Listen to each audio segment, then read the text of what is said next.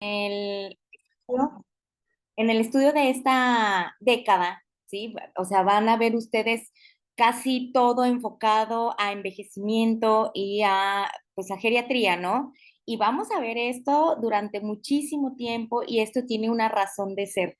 Primero, quiero explicarles algo que es tan básico que es el envejecimiento. El envejecimiento vemos que es el resultado de, ay, perdone, déjenme nada más, ahí está, déjenme ver cómo los puedo, ahí está. Es el resultado de la acumulación de una gran variedad, tanto de daños a nivel celular, que luego van generando también estos daños y alteraciones a nivel tisular. Y esto es un proceso muy complejo y es un proceso irreversible. ¿Qué quiere decir? Que hagamos lo que hagamos, aún tratemos de llevar, no sé, un estilo de vida saludable, la suplementación, lo que quieran, cualquier procedimiento estético, quirúrgico que ustedes quisieran, el proceso de envejecimiento es irreversible. Esto sucede desde que nacemos y pues obviamente termina hasta que morimos, ¿no? Entonces, esta acumulación va generando estas alteraciones que hasta cierto punto puede llegar a ser esperado, ¿no? Dentro del envejecimiento. Esto nos lleva a un descenso gradual de las capacidades físicas y mentales, y esto también nos va a llevar a un mayor riesgo de enfermedad y también cuando, bueno, ya se acompaña de otras enfermedades, aumenta el riesgo de muerte. También sabemos que en este proceso del envejecimiento, pues no son cambios que sigan en todas las personas el mismo camino o el mismo patrón, ¿no? No son cambios lineales, no son uniformes y también sucede que en el adulto mayor hay impacto en las tres esferas biopsicosociales, ¿no? Biológicos, pues, o sea, como les decía, hay un cambio celular asociado al envejecimiento que no lo podemos detener, pero sí podemos decidir cómo vamos a envejecer. Psicológicos, obviamente, ¿no? O sea, hay alteraciones en nuestra forma de interactuar, en nuestra memoria y sociales también. No es lo mismo una persona que está terminando de estudiar un posgrado a una persona que se está jubilando, ¿no? Son procesos de vida completamente distintos. Entonces, todo esto impacta en las personas. Espérenme, a ver,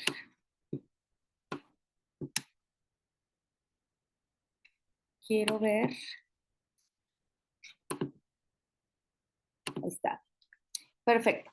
Como les decía, este es un proceso, es un conjunto de fenómenos biológicos que es complejo, entonces va a tener distintas afectaciones a diferentes órganos y sistemas y depende mucho, pues, por ejemplo, la persona, ¿no? Sus hábitos de alimentación, lo genético, todos los factores ambientales tienen... tienen papel en el envejecimiento y pues sabemos también, en este caso, como vamos a hablar del sistema inmunológico, pues también hay un declive, ¿sí? De la inmunidad en el adulto mayor.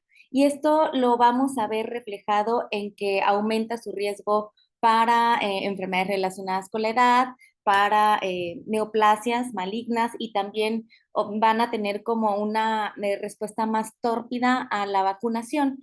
Entonces, vemos también que en conjunto con el envejecimiento y con el declive del sistema inmunitario, va a haber cambios en la microbiota. Sabemos que no es lo mismo una persona que nace por cesárea o que nace por parto vaginal, pues la microbiota es completamente distinta. De hecho, un poquito más adelante abordamos un poco este tema de la microbiota.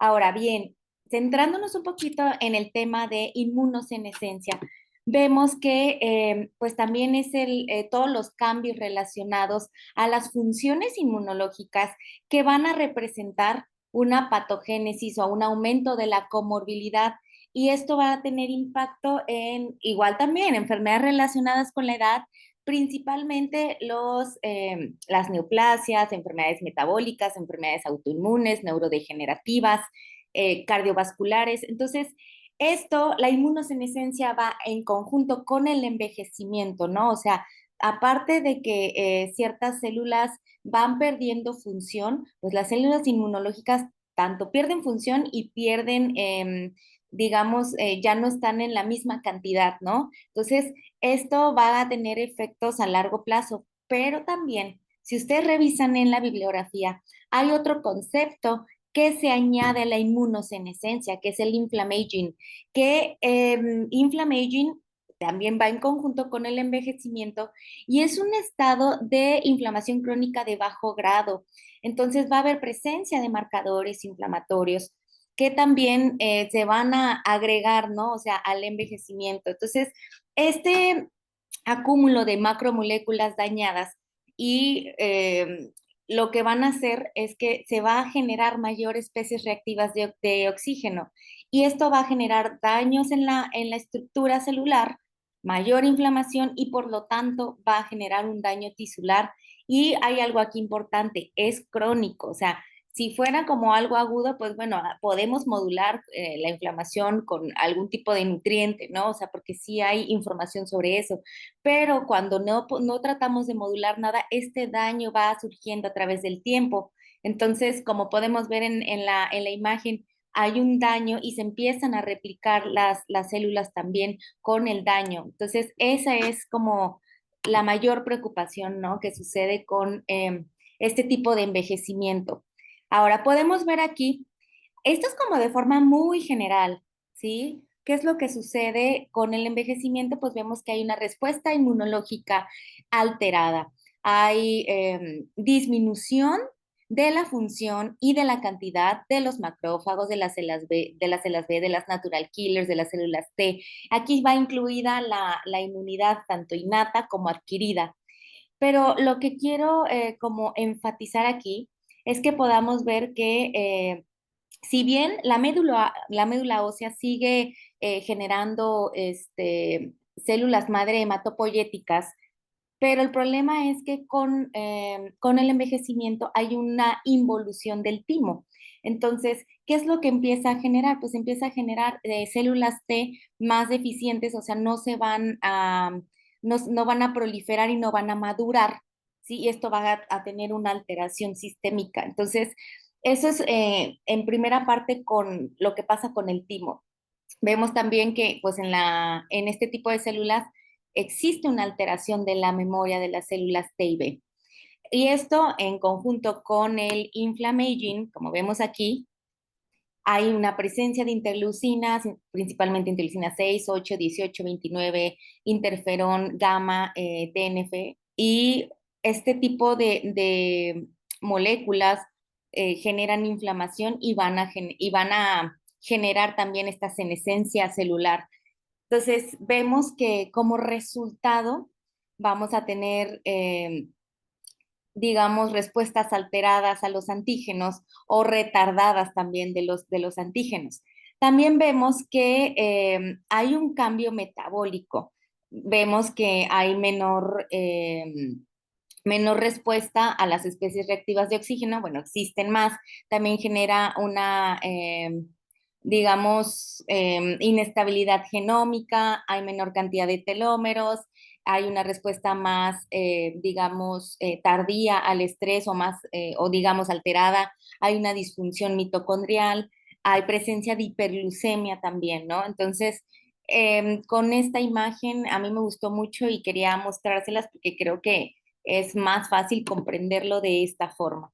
Ahora, entender que sí hay cambios en la inmunidad en el adulto mayor. Primero vamos a hablar de la inmunidad innata, que la inmunidad innata es la primera línea de defensa del huésped versus el patógeno o el invasor, ¿no? Entonces, este tipo de respuesta es una respuesta principalmente rápida, que todos los seres humanos tenemos, ¿no? Entonces, está basada principalmente por los receptores de reconocimiento de patrones, que estos, como les decía, es una respuesta más rápida o ejerce como una acción más simple y sencilla y para poder preparar, digamos, todos los antígenos necesarios para la respuesta inmune adaptativa.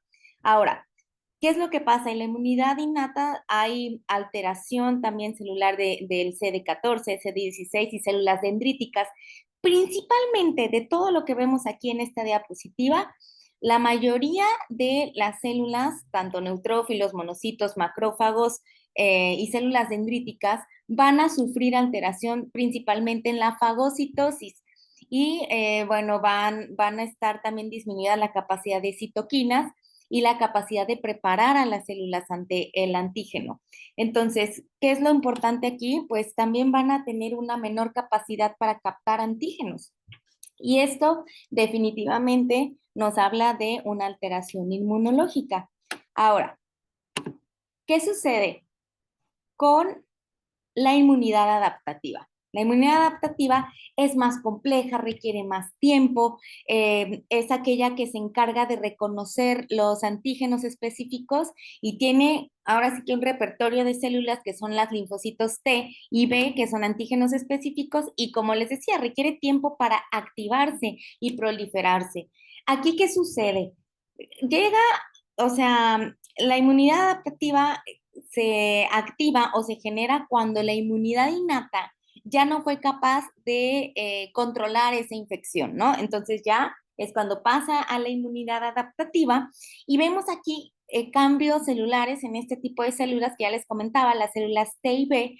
Hay una reserva decreciente de células T virgen, hay una disminución en la expresión principalmente de las células TD, CD8, de la CD4, aquí disminuyen la frecuencia. De las células B, vemos que hay una disminución de células B a nivel periférico, ¿sí? Tanto hay una disminución en médula ósea y a nivel circulante. Entonces, esto va a tener como resultado una menor respuesta a la inmunización. Por eso es que vimos nosotros que en la última pandemia, pues había adultos mayores que de verdad aunque estuvieran vacunados, de todos modos no evitaban el COVID grave, ¿no? Y esto puede hablarnos también de parte de un envejecimiento no saludable en conjunto con la inmunosenescencia. También hay un deterioro en la producción de IgGs en esta inmunidad en el adulto mayor y hay menor diversidad de anticuerpos. ¿Y cómo podemos ver?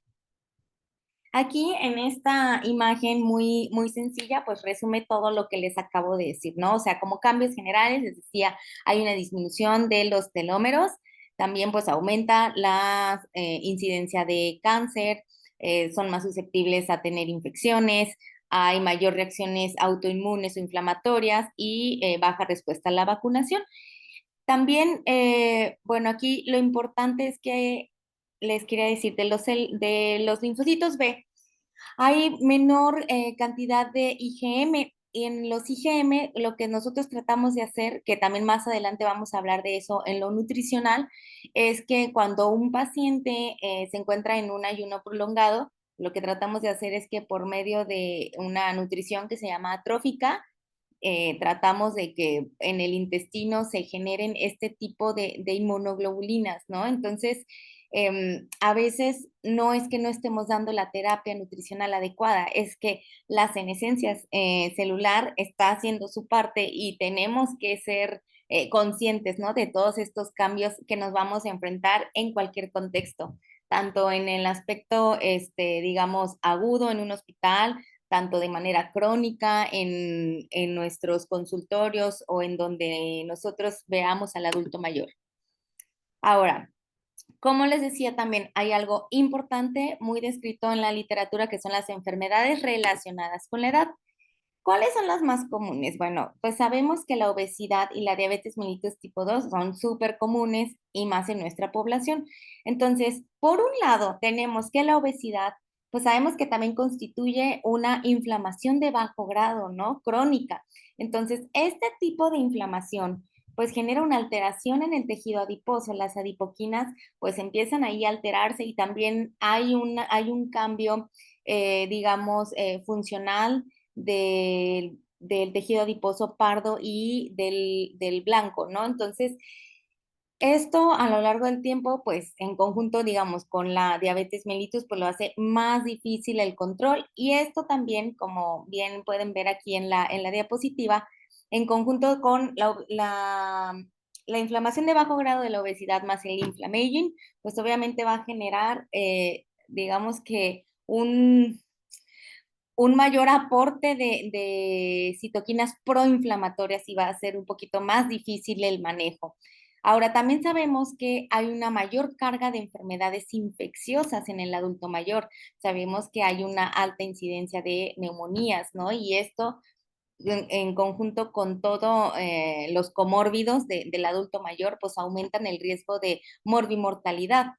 En, en el caso de aterosclerosis, vemos que pues hay una disfunción endotelial en conjunto también que va a generar mayor producción de citoquinas proinflamatorias, mayor presencia de células inmunes y pues obviamente ahí va a estar formándose la placa de ateroma que pues como sabemos puede generar eventos cardiovasculares adversos. Entonces es algo a considerar. En la enfermedad de Alzheimer, pues obviamente acelera el envejecimiento cerebral y puede generar pérdida de memoria. También sabemos que la presencia de neuroinflamación pues va a generar una disfunción en la barrera hematoencefálica, o sea, sustancias que no deben de estar en el cerebro están ahí y están generando inflamación. Entonces, obviamente esto genera mayor producción de péptido beta mieloide, que sabemos que está relacionado con enfermedad de Alzheimer. En el cáncer vemos que también hay diversos cánceres que en presencia de inflamación pues aumenta la incidencia. Vemos aquí un ejemplo que cuando juntamos estas dos variables, digamos, la inflamación crónica de bajo grado más la enfermedad, pues genera como consecuencia un cáncer. Vemos aquí que la enfermedad inflamatoria intestinal más la inflamación, pues se asocia con la presencia de cáncer colorectal, de hepatitis, con cáncer hepatocelular. La presencia de tabaquismo, pues bueno, aumenta el riesgo de cáncer de pulmón. Y aquí lo podemos ver también en esta imagen. Vemos, por ejemplo, del lado izquierdo todas las enfermedades neurodegenerativas, las más comunes en el adulto mayor, enfermedad de Parkinson, Alzheimer, trastornos musculoesqueléticos como la sarcopenia, que lo vemos, es nuestro pan de cada día para todos los que nos dedicamos a la geriatría, y también enfermedades hepáticas que, como ya saben, bueno, los nutriólogos principalmente ya saben que hay una nueva clasificación que es asociada a alteración metabólica, ¿no? Entonces ya ahí hay tarea por revisar por parte de los nutriólogos o a quien le interese este tema. También, bueno, la presencia, como ya les decía, de cáncer colorectal, osteoartritis. Acá, pues, del otro lado, de color rojo, vemos que son las enfermedades metabólicas, ¿no? Los comórbidos más comunes que encontramos principalmente, pero también está, por ejemplo, el EPOC, la fibrosis pulmonar, la aterosclerosis, dislipidemia, alteraciones gastrointestinales, diabetes mellitus, enfermedad renal, osteoporosis e hiperostosis. Entonces vemos que todo esto lo vemos así como si fuera algo normal, pero todo esto, o sea, aparte de la propia patología de cada una, se acompaña la inflamación. Entonces todo eso pues se relaciona con peores resultados clínicos. Ahora, la microbiota intestinal también sufre cambios a través del tiempo. Obviamente, lo que debemos nosotros de considerar es que existe una menor diversidad microbiana.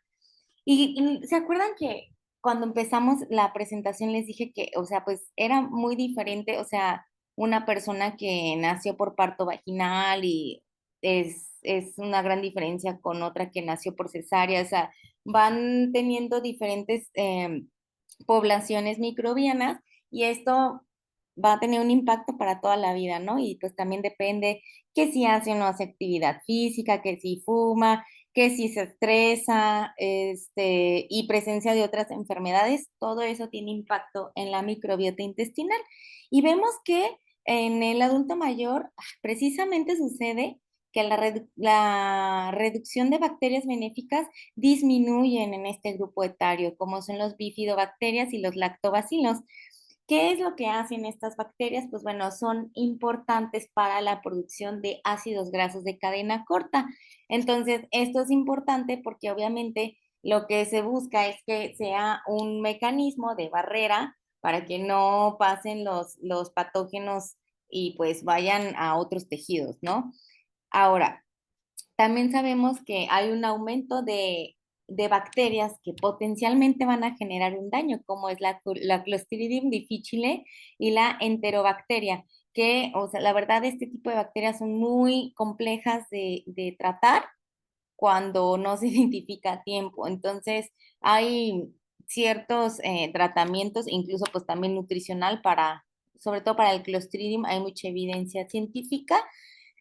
También pues sabemos que este tipo de bacterias están relacionadas con enfermedades intestinales, infecciones, inflamación. ¿Qué es lo que sucede? Pues obviamente con la disminución de estas bacterias buenas, pues disminuye la producción de ácidos grasos de cadena corta, como les había dicho, y sobre todo del butirato, que pues es el que más función antiinflamatoria tiene y es un buen promotor de la salud intestinal. Entonces, vemos también que la disbiosis sí ha tenido asociaciones, sobre todo con enfermedades relacionadas con la edad. La disbiosis intestinal se relaciona, por ejemplo, con enfermedades como diabetes mellitus, como enfermedades cardiovasculares, deterioro cognitivo. Y pues ya vemos aquí, ¿no? Lo que les decía, el impacto de la dieta a través del tiempo, el uso de medicamentos, el estilo de vida, que si consume o no consume fibras, que si hay o no comorbilidades, todo eso tiene un impacto real en la microbiota intestinal. Y aquí podemos ver, o sea, cómo hay ejes que están conectados al intestino. Vemos que está el eje músculo-intestino, que pues, ¿qué es lo más relevante aquí o la relevancia clínica? Pues se relaciona con sarcopenia y con fragilidad, ¿no? Vemos también que está el eje hígado, ¿cómo se dice? Intestino, también el cerebro-hígado, perdón, cerebro-intestino, y vemos ahí cómo van presentándose pues las enfermedades que se relacionan de igual forma con la edad. Entonces, todo esto va a ser, o sea, mientras ustedes busquen en la literatura, todo esto va a seguir saliendo y todo tiene relación. La mayoría de los estudios, son pocos los que dicen que no se relaciona, digamos que la disbiosis intestinal no tiene nada que ver con una enfermedad neurodegenerativa. Son pocos los estudios, la mayoría en el adulto mayor tienen una alta relación, ¿no? Y bien, pues aquí estamos. O sea, ¿qué es lo que encontramos en, en la bibliografía sobre los micronutrientes? ¿Cómo podemos hacerle con nuestros pacientes, no? Y aquí hay algo importante, o sea, el estado nutricional sí es importante establecerlo desde un inicio, porque obviamente de ahí vamos a ver desde qué punto vamos a abarcar. No es lo mismo un adulto mayor que no tiene fragilidad, que le hacen las escalas y que está robusto y que es independiente, pero que sí tiene diabetes de larga evolución y tal vez no está tan bien cuidado, versus a alguien que tiene fragilidad, sarcopenia, polifarmacia y tiene miles de problemas más. ¿Sí? Y aparte, pues con la desnutrición severa, son dos puntos muy distintos, pero en los dos hay tratamiento, que eso es lo más importante. Entonces, primero establecemos el estado nutricional y luego identificamos qué factores de riesgo me van a alterar el estado nutricional. O sea, si ahorita mi paciente está con un diagnóstico nutricional normal, ¿cuáles son esos factores de riesgo que pueden incrementar el riesgo de desnutrición, sarcopenia y fragilidad? Entonces, ya teniendo esto, o sea, esto lo podemos medir mediante escalas, o si trabajamos con geriatras, bueno, él hace su valoración geriátrica integral y ya nos dice, tiene sarcopenia o es prefrágil, lo que sea, ya nosotros vamos trabajando con eso. Vemos también que hay una asociación de la dieta occidental con enfermedades relacionadas a la edad, porque obviamente el tipo de dieta occidental pues confiere un alto consumo de grasas saturadas, un alto consumo de azúcares refinados y sobre todo alimentos de alto índice glicémico. Entonces van a generar una respuesta abrupta en la insulina y obviamente hay una inflamación sistémica, ¿no? Entonces sabemos que esto va a generar aumento del riesgo cardiovascular. Ahora, en este artículo del Sevier que nos habla de el papel de la nutrición en el inflammaging, es una revisión, perdón, es un metaanálisis Entonces aquí ya vemos diferentes estudios, hay unos que fueron estudios de revisión, otros que fueron ECAs. Entonces les fui marcando como lo más significativo de todo esto, ¿no? O sea, vemos aquí que los probióticos y los prebióticos están realmente recomendados en el inflammaging. Obviamente necesitamos poblar esa microbiota intestinal, ¿no? Y proveerla de nutrientes necesarios y de bacterias benéficas para que sea protector. Eso está bien. También nos habla de la dieta mediterránea, pues ya sabemos, ¿no? O sea, donde busquemos y esto ya está establecido, o sea, y ya tiene más de 20 años que la dieta mediterránea está establecida como una dieta para reducir el riesgo cardiovascular. También, bueno, la dieta mediterránea disminuye el riesgo de incidencia de cáncer. También vemos aquí, que es importante, que la diversidad de la microbiota intestinal, pues tiene o se asocia a menor riesgo de fragilidad. Entonces vemos también que los sujetos que tienen fragilidad tienen menor número de lactobacilos. Entonces también, de igual forma, la dieta mediterránea tiene impacto en las enfermedades neurodegenerativas porque, bueno, reduce el deterioro cognitivo en los adultos mayores. Ahora, esta diapositiva era la que quería que vieran, porque obviamente seguimos, ¿no? O sea, siguen haciendo énfasis en la dieta mediterránea y sus posibles efectos en enfermedades relacionadas con la edad, en salud de la microbiota intestinal, y luego también viene aquí la dieta cetogénica, que bueno, se puede usar también como mecanismo en contra el inflammaging. Aquí el problema es que, como quiero que vean, hay unos que recomiendan la restricción calórica. Y la verdad les voy a decir, pues hay que ver a quién sí, digo, sí tiene evidencia científica de buenos resultados, pero sobre todo para pacientes con obesidad. Pero si nuestro paciente tiene un alto riesgo de sarcopenia, de fragilidad o está en desnutrición, definitivamente la restricción calórica no debería de ajustarse en ellos, ¿sí? Esto lo podemos usar en pacientes, o sea, la restricción calórica yo lo usaría para pacientes que tienen alteraciones metabólicas y que no hay ningún problema o bueno, no hay ningún riesgo de sufrir desnutrición. Entonces, en esos casos lo recomendaría. Entonces, para que seamos muy críticos, porque si viene aquí como de sí, tiene la restricción calórica tiene un efecto modulador del estrés oxidativo. Por supuesto que sí, no estoy en contra de eso, pero hay que adaptarlo, ¿no? Al contexto y hay que individualizarlo. Ahora, como bien decíamos, los patrones de alimentación saludable, pues bueno, el que más van a encontrar es la dieta mediterránea.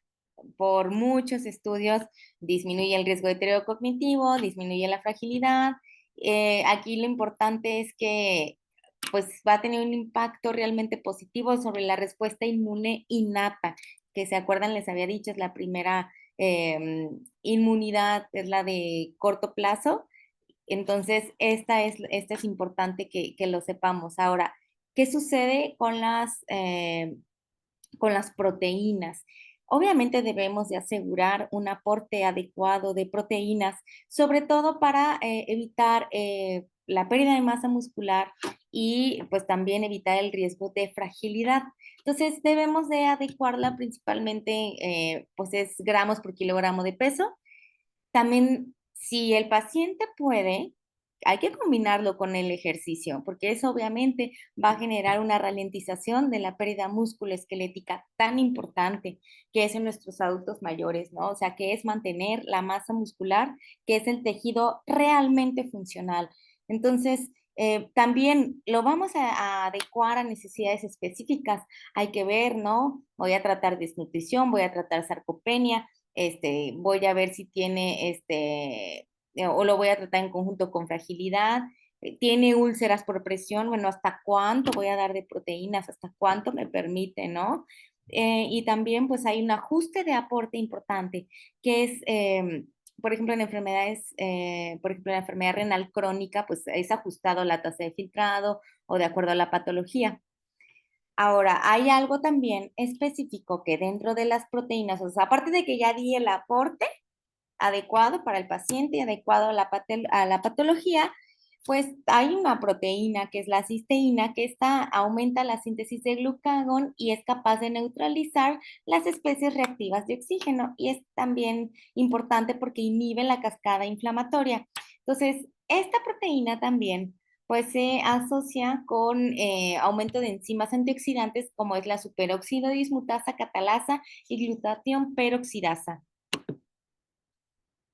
Ahora, siguiendo con los macros, en los carbohidratos y en la fibra, vemos que la evidencia científica también nos dice que los alimentos de bajo índice glucémico se relaciona con una reducción de las LDLs y de marcadores inflamatorios como es la proteína C reactiva.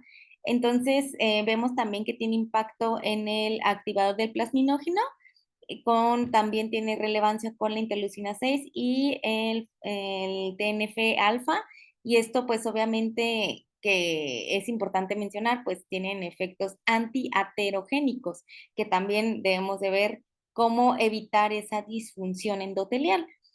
También vemos que dentro de los carbohidratos pues hay actividades antiinflamatorias y antioxidantes porque van a regular la expresión sobre todo de la producción de ciclooxigenasa 2, que es el COX-2, y el óxido nítrico sintasa.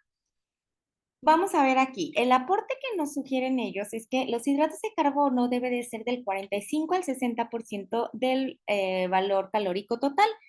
Y si bien el aporte de fibra, aquí nos lo mencionan de 25 a 38 gramos al día, 25 para mujeres y 38 para hombres. Así es como lo mencionan en este artículo. Sin embargo, si nosotros revisamos en la guía ESPEN de hidratación y nutrición en geriátricos, nos viene que un aporte de 30 gramos al día en el adulto mayor es más que suficiente, ¿no? Entonces, si bien estamos ahí dentro de rango y está bien todavía.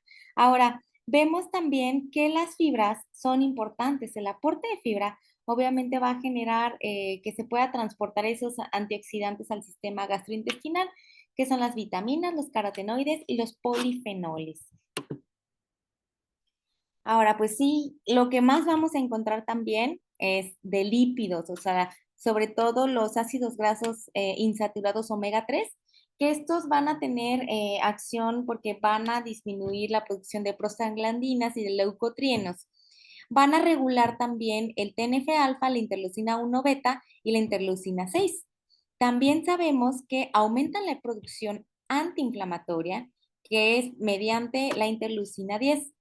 Vemos que dentro de las células inmunológicas, los macrófagos van a generar mayor cantidad de M2, que son los reparadores.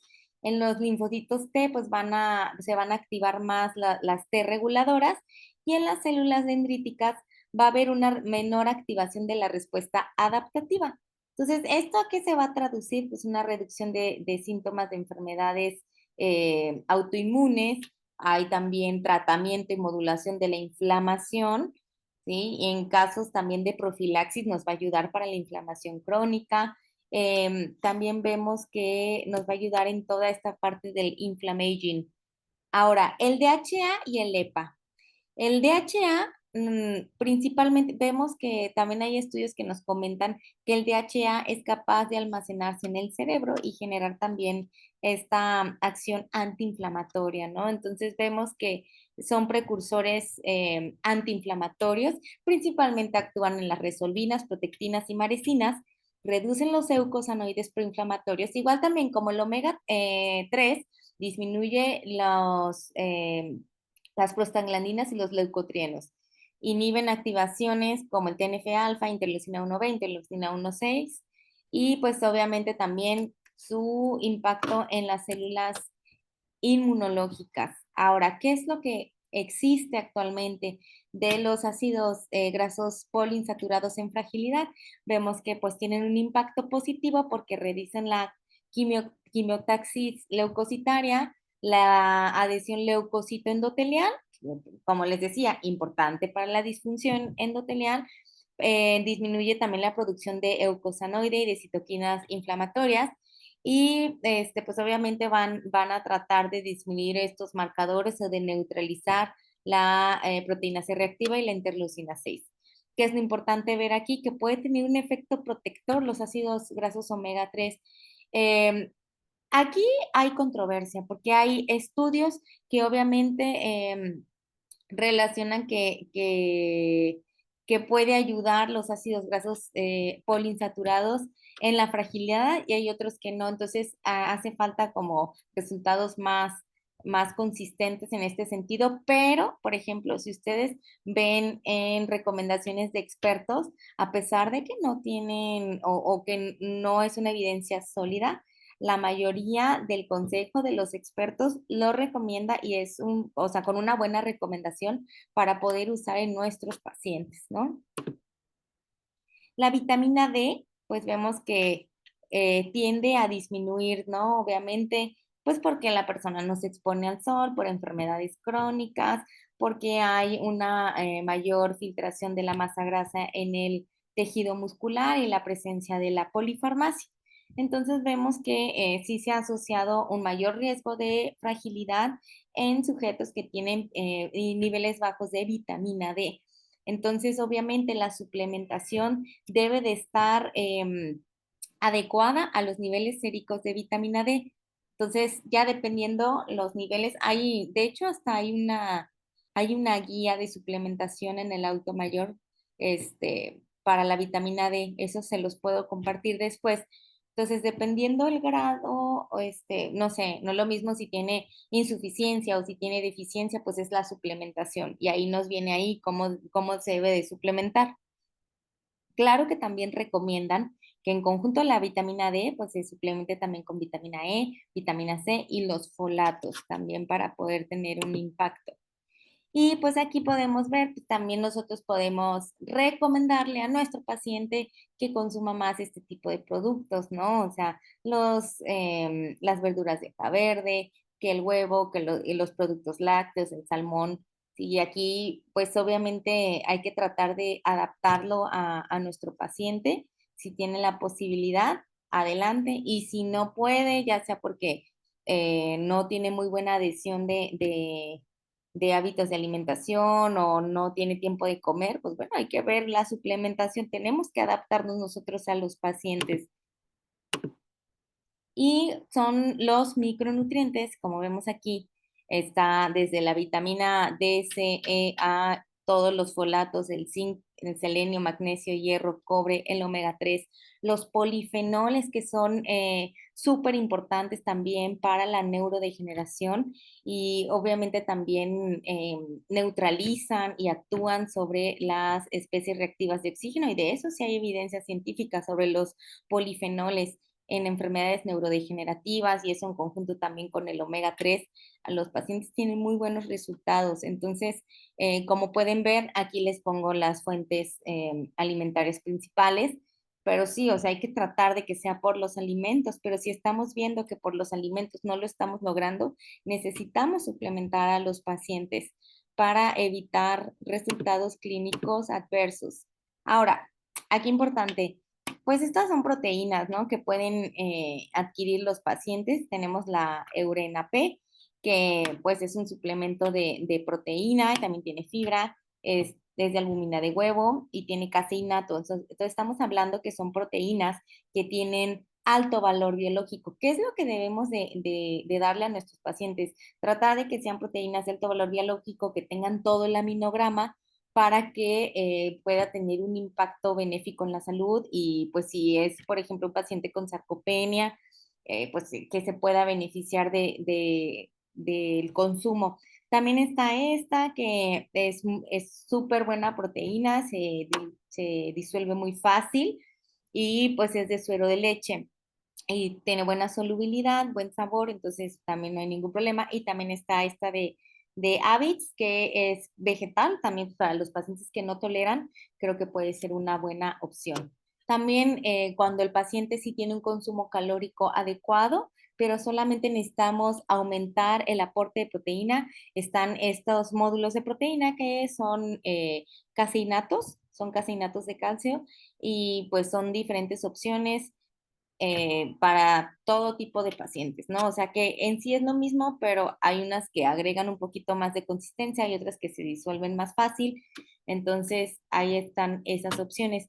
También, por ejemplo, en el adulto mayor, ¿qué es importante, no? Pues vemos importante que el omega 3 pues, sea de calidad y que aporte EPA y DHA.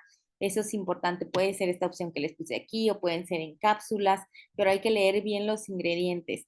Ahora, del Redoxon está bueno, dije la marca, pero, o sea, no importa esa marca. Lo que importa es que, pues, tiene vitamina C, tiene zinc, tiene magnesio. Entonces, esto es importante también, nos ayuda para cicatrización de heridas. Entonces, para paciente que tiene úlcera por presión, pues se lo pudiéramos recomendar eventualmente. La vitamina D también, que es importante, el colecalciferol, esta es una buena marca. Y también tenemos que, si el paciente, no sé, también es común que los pacientes tengan anemia, ¿no? No quiero decir que sea normal, pero puede llegar a ser común. Entonces, utilizar hierro liposomado pues les ayuda bastante. Aparte que esta tecnología ayuda para que no tengan tantas alteraciones gastrointestinales al consumirlo y que sea más biodisponible. Y listo. ¿Alguna pregunta?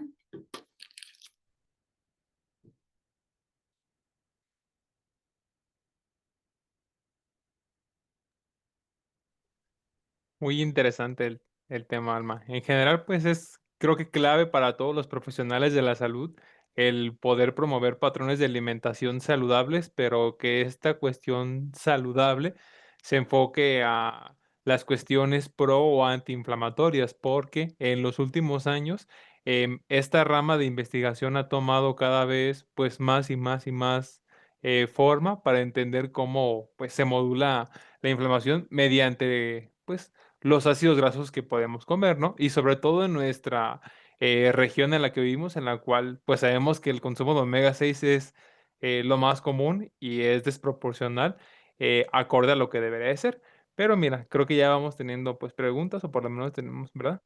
Un comentario de Fernando, que todo se ha entendido y excelente ponencia. También Isabel, excelente ponencia, felicidades, ¿verdad? Creo que les quedó como bastante claro acerca del rol de los micronutrientes y macronutrientes en esta cuestión proinflamatoria. Y ahondando en esta última parte de la suplementación, pues proteica o de micronutrientes, hace poco estuve checando sobre la biodisponibilidad que tienen las distintas proteínas que pues nosotros podemos indicar, ¿no? Y fíjate que entre ellas veo que la albúmina de huevo es cada vez una marca que va tomando un poco más de como de impacto en el mercado o esta importancia, porque distintas marcas, y yo entre ellas aquí el laboratorio, pues ya tiene como contemplado el promover esta en cuestiones de recuperación de masa y fuerza muscular. Y hace años era una proteína que quedaba un poquito relegada o se tenía bajo la idea de que el sabor no iba a ser muy agradable o no era tan común, ¿verdad? Lo encontrábamos más a manera de granel, pero ya en años recientes, pues te digo, ya ha ganado, digo, bastante impacto y se ha estudiado, pues, que sobre todo es lo importante, ¿no? Tener elementos que tengan respaldo bibliográfico para, pues, poder implementarlos de la mejor manera. Sí, no, y bien como dices, o sea, justo dijiste que tenemos como mayor consumo de omega 6, ¿no? O sea, Ujú. que eso es como algo que se ha observado. Y precisamente también digo, aunque recomiendan el patrón dietético saludable como la dieta mediterránea, también es alta en omega 6, ¿no? Independientemente de que sí tiene como la evidencia de que es antiinflamatoria, o sea, sí necesitamos ahí contrarrestar con los omega 3.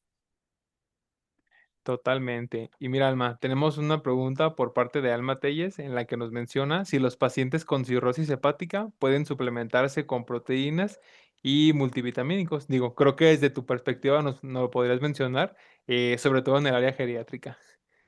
Sí, para pacientes con cirrosis hepática, bueno, antes se pensaba que hasta había como suplementos, ¿no? Únicamente para enfermedades hepáticas.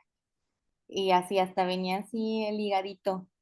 Y fíjense que mucho tiempo se utilizó y pues no les iba mal a los pacientes, pero eso se ha visto que solamente este tipo de fórmulas pues son elementales, incluso estas fórmulas elementales adicionadas con aminoácidos de cadena ramificada em, iba a ser de apoyo en enfermedades hepáticas. Y si bien sí, pero solamente en etapas agudas de encefalopatía, en las que hay que reducir el aporte de aminoácidos aromáticos. Pero de ahí en más, o sea, y pueden revisar ahora sí nuevas guías, que es importante establecer que ya las fórmulas poliméricas se puede dar en estos pacientes, ¿no? O sea, ya es como más seguro utilizarlos, nada más que el tipo de proteína es el que debemos de cuidar, eso sí, y que el paciente no tenga ninguna alteración de encefalopatía. De ahí en más, o sea, sí se puede suplementar las proteínas, no hay ningún problema. Perfecto. Muchas gracias por tu respuesta. Y también, bueno, otro usuario te felicita bastante por la presentación, que realmente ha sido muy ilustrativa y ha profundizado en un tema que pues cada vez nos interesa más a todos los profesionales de la salud para pues poder dar un mejor abordaje, ¿no? Y una mejor respuesta clínica.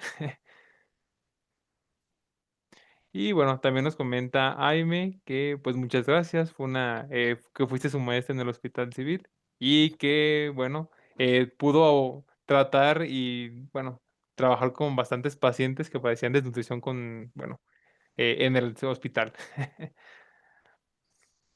Pues sí, Vic, no sé si quieras tú también como complementar, Ujú. agregar algo que yo no haya abordado y a tu experiencia que te gustaría comentar. Mm, que siempre es importante fundamentar las decisiones que tomamos en la práctica clínica mediante una historia clínica y sobre todo un diagnóstico, ¿no? Porque los diagnósticos antropométricos, bioquímicos o clínicos nos dan la pauta para fundamentar las dosis y, bueno, tipo de suplementos o alimentos que vamos a indicar, ¿no? Entonces, es importante conocer todos estos productos para poder sugerirlos en el contexto adecuado. Sin embargo, siempre pues seamos lo más minuciosos posibles con el porqué de nuestras decisiones y bueno, también contextualizar al paciente sobre qué podemos esperar en el corto, mediano o largo plazo con esa suplementación, ¿no? Porque, bueno, sabemos que no todos los suplementos tienen un efecto inmediato para la recuperación de peso, fuerza o mejoría a nivel bioquímica, en el caso de un hierro, para el tratamiento de alguna anemia o alguna situación similar, ¿no? Entonces, siempre es importante, el fundamentar nuestras decisiones y también contextualizar a las personas sobre nuestra intervención para que tengan esa paciencia y noción de, bueno, qué es lo que vamos a esperar. Sí, totalmente de acuerdo. Y bueno, otra pregunta que nos tiene Clio Chávez es, ¿qué factores consideran importantes al momento de indicar la suplementación de un nutrimiento específico? Con polifarmacia, ¿verdad? Dice ahí. Ujú, Bueno, hay que también considerar, dependiendo la fuente que estemos consultando, hay unas que nos dicen que la polifarmacia es a partir de 3 medicamentos y hay otras que nos dicen que es a partir de 5 medicamentos. Entonces, bueno, em, si fuera, digamos, de arriba de 5 medicamentos. Hay que considerar que la suplementación la menciona también que es un medicamento y se debe de contemplar como si fuera, ¿no? Entonces, yo diría que ahí tuvieran mucha relación con el doctor, ¿no? Y si es un geriatra, los geriatras están súper sensibilizados con esto de la polifarmacia. Entonces, a veces llega uno y les dice, ¿sabe qué, doc? Pues, ¿cree que le pueda quitar alguno? Porque necesito, no sé, dejarle vitamina D o necesito dejarle hierro, ¿no? Porque estoy viendo esto y esto y esto. Entonces, en conjunto se pueden tomar las decisiones, porque él puede quitar alguno que no sea específicamente tan necesario y para dejar el suplemento. Porque, ¿qué es lo que pasa? O sea, yo le puedo dejar la suplementación, no hay ningún problema, pero después va a ir a su consulta y le va a decir el médico, estos, los multivitamínicos, quíteselos. Y es lo primero que van a quitar, es lo primero. Entonces, no debería de ser, ¿no? Entonces, Creo que en primero es qué tanto beneficio le aporta a mi paciente quitar o dejar ese medicamento. Si no se puede quitar, ni modo. Hay pacientes que aunque le queramos quitar la polifarmacia o bajársela, no se puede. O sea, hay pacientes de que 9 medicamentos y de plano no se los podemos quitar. Bueno, vean el riesgo y el beneficio de tanto de no indicárselo, o sea, vean ustedes qué pasaría si no se lo indico. O sea, ¿qué alteración va a tener mi paciente a los 3 meses de no indicárselo? ¿Qué presentación clínica puede tener? Y, o la otra también, pues, ¿qué beneficio va a tener? Porque si ya sé que tiene 9 y le agrego otro, bueno, me estoy aventando y obviamente también hablan con el doctor.